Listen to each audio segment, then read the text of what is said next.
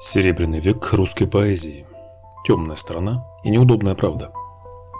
Идолы русской литературы внушены нам еще со школьной скамьи. Брутальный Маяковский, утонченный Блок, простой в гениальности Есенин и чувственная Цветаева. Мы считаем их вершины словесности, образцами эстетики и вообще идеальными гражданами интеллигентного сословия. Но, мягко говоря, школьная программа выхолощена и урезана настолько, чтобы не шокировать детей и взрослых некоторой спецификой жизни столичного литературного бомонда. А в ней было все, чем славится греховная природа человека, что и обусловило неприязнь к ним, как у большевиков, так и у широких народных масс. В отсутствие телевидения, радио, интернета скука была огромной проблемой для высших слоев Российской империи. Не знавшие физического труда, располагавшие огромными капиталами люди, легко впадали во всякого рода сомнительные истории. Играли в карты на деньги, иногда проигрывая целые области с имениями. Затевали конфликты на балах, и там же сделали супружескую верность понятием годным для простолюдинов, но никак не для господ. Упадок конца XIX – начала XX века породил другую моду, соединившую две популярные тенденции – поэзию и формирование кружков по интересам на почве алкоголя, наркомании и спиритизма.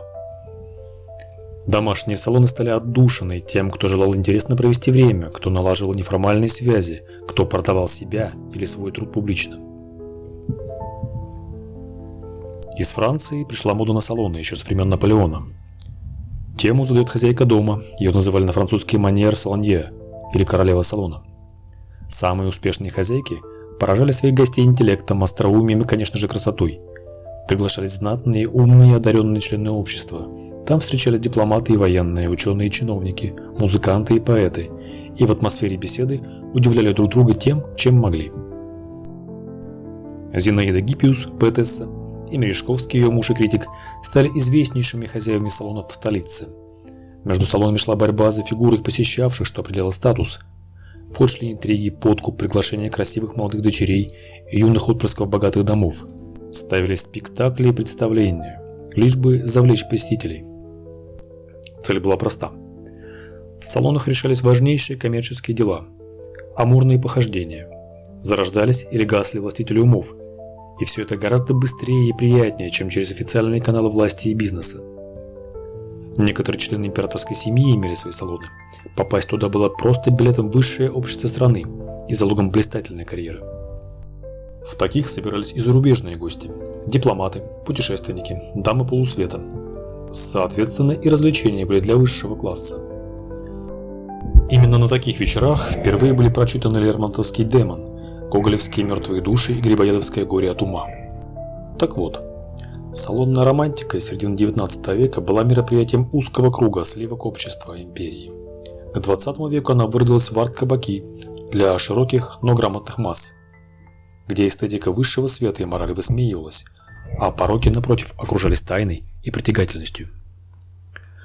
Маги, предсказатели, спириты, безумные старцы, начинающие поэты, проститутки, музыканты стали обычной публикой зрелищной части салонов. Все это в атмосфере кокаина, сигарет и рек алкоголя. Пример. Затянутая в черный шелк, с крупным овалом камею пояса, вплывала Ахматова в подвал бродячей собаки, и все взоры тут же обращались к ней. У камина поэтесса пила черный кофе и курила тонкую папироску в плотном кольце друзей, поклонников, возлюбленных, каких-то дам в больших шляпах с подведенными глазами, как писал Георгий Иванов. Нет, красавицей она не была. Она была больше, чем красавица, восторгался Акмеист Адамович. Обладала чем-то, сразу приковывавшим внимание. Привлекательности Ани добавляла некая магия, ахматовские потусторонние штучки, как говорили в богемной тусовке. Все верили, что Ахматова читает мысли людей, предсказывает события, а стихи диктует голос свыше. «Я взял не жену, а колдунью», — восклицал Гумилев. Поэтесса такой репутацией гордилась. И да, все знали о ее любовниках, сексуальных экспериментах, браке на троих, поддерживали и подражали. Белая дьяволица, декадентская Мадонна, и еще как только не Зинаиду Гиппиус называли. Со своим мужем они снимали квартиру на Литейном в доме князя Мурузи, которая стала центром притяжения петербургских литераторов. Молодые поэты трепетали перед встречей с ней. Она была резка в суждениях и предъявляла к поэзии высокие требования. Собственно, она и решала, кому дать дорогу в поэты, а кого оставить без славы. Другой салон был скорее местом, где совершались амурные дела, и его содержала Паллада Богданова-Бельская. Как и подобает царице салонов, она сама была дамой невероятных аппетитов, только фамилию по мужу меняла 4 и несколько человек погибли на дуэлях из-за нее. Дамам высшего общества льстило внимание деятелей искусств, их вводили в свой круг не сколько для развития талантов, а скорее как источник капитала и связей, как, например, хозяйку одного из салонов, княжну Соломею Андронникову. В постимперской России конкуренцию салонов, куда по старой памяти продолжали ходить остатки прошлых элит, выиграл салон семьи Брик, в которой семьи, конечно же, не было, а муж и жена были агентами спецслужб, взаимно доносившими друг на друга. В нем царила атмосфера эротики и половой распущенности, но завсегдатаями были не только светские львы, но и сотрудники ЧК. Салон посещали Тюхачевский, Убаревич, Якир, Агранов, любовник хозяйки, Маяковский, любовник хозяйки, искусствовед Пунин, любовник хозяйки, Примаков, бывший муж хозяйки. В салоне Бриков в Гендриковом переулке гремели маскарады, напоминавшие бесовские шабаши. Мейерхольд приказывал вести шампанское и театральные костюмы. Маяковский в козлиной маске блеял верхом на стуле. Брюсов воспевал дионисийские игры и совокупление с козлоногими.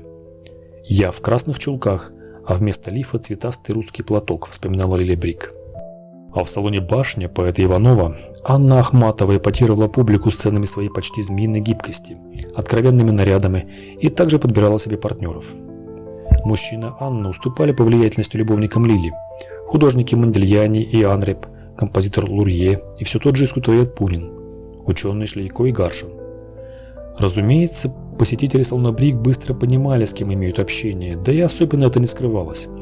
Но для многих вхожих туда жизнь часто заканчивалась внезапно, как с Маяковским. В его самоубийстве Ахматова усомнилась. Ее знаменитая фраза «не надо было дружить с чекистами» в богемной тусовке Питера передавалась из уст в уста. Многие так и думали, веря в колдовскую магию Анны и ее пророческий дар. Но связи Брик решали очень много. И потому немало было тех, кто пренебрегал опасностями ради вероятности получить поддержку. Ведь именно благодаря ей у Маяковского взлетели тиражи. Он легко получал загранвизы, часто выступал на Западе, где имел большие деньги. Именно она убедила Сталина в том, что он великий пролетарский поэт. В старости Брик рассказывала один и тот же ночной кошмар. Володя пришел, я его ругаю за то, как он поступил, а он вкладывает в руку мне пистолет и говорит: ты сделаешь то же самое. Сон стал вещим. Лилия Брик ушла из жизни добровольно. Еще одной стороной салонов был алкоголь и наркотики. Оба средства тогда не считались чем-то запрещенным и продавались в аптеках как средство от кашля, отчего масштаб зависимости был чудовищным. Особенно когда из-за Первой мировой войны ввели сухой закон. Как вспоминал Александр Вертинский, завсегдатый всех подобных заведений тогда: «Помню, однажды я выглянул из окна мансарды, где мы жили, окно выходило на крышу, и увидел, что весь скат крыши под моим окном усеян коричневыми пустыми баночками из-под марковского кокаина. Сколько их было? Я начал в ужасе считать. Сколько же я вынюхал за этот год?» Его называли марафетом и использовали в основном проститутки и воры, отчего в народ вошло жаргонное понятие «намарафетиться», означавшее тогда тоже привести себя в порядок, но немного в другом смысле. После февральского переворота волна марафета буквально накрыла Питер и Москву. Законченными кокаинистами были многие балтийские матросы, опора большевиков. Среди нюхачей нередко встречались и питерские рабочие пролетарии, готовые на любое преступление за полосу кошки, жаргонное название кокаина. Проститутки, мальчишки, которые торговали порошком у Николаевского вокзала. Революционные матросы ввели в обиход выражение «балтийский чай», раствор марафета в этиловом спирте или другом крепком алкоголе. Такая смесь продлевает и очень усиливает эффект от приема. А после русско-японского освоения Северного Китая в империи началась еще и эпидемия опиума. Весь кружок поэтов и маженистов, куда входил Есенин, не скрывал этого источника вдохновения.